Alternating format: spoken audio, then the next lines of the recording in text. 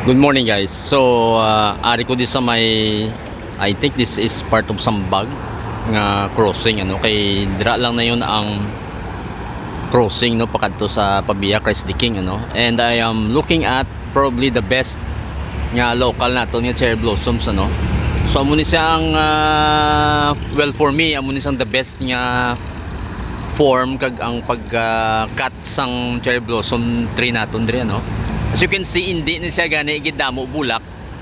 Pero nami siya guys i-picturean kay duga bloom gid siya no. And then currently ang ato ni weather medyo ga gloomy, somewhat ga gloomy kun ga cloudy, and then suddenly ga sunny naman pro nami siya guys.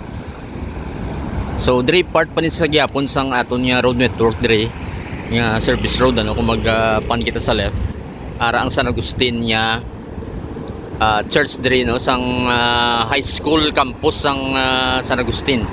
So lapit lang pila lang ka meters away makita na ni nato na ang cherry blossom ngani nga siling nato niya.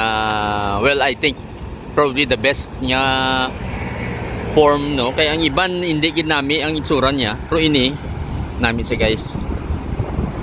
So kung mapalapit kita makita nato ng tamsi ang pispis na balang yellow and green no kuha siya sang nectar pati ang mga buyog diri damo diri buyog.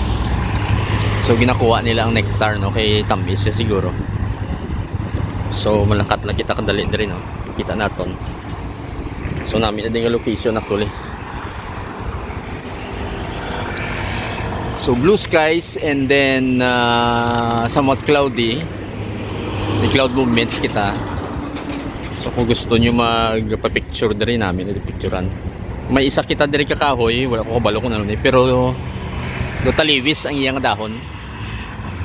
No idea kung ano din sang type sang kahoy. So ma-walk ako paisol no para makita nyo guys. Medyo nataktak na gani ng mga bulak niya kay kadamo gid. So probably the best cherry blossom tree nga local diri sa Iloilo ano. So muna na quick lang ini atong video. Ina-differentan ko lang while driving. Ari diri ang ini nga cherry blossom. So muna siya guys. If I go away further makita nyo nga namin ang view diri kay may mga kahoy. So hindi do wala na siya dahon. So isa ni sa ka-variety nga do wala siya dahon, while ini ang iba may mga dahon. Pero ini siya do nataktak niya yung mga dahon, bulak na lang yung nabilin. So muna siya. So i-visit nyo lang din ining area. That's it. Thank you for watching guys.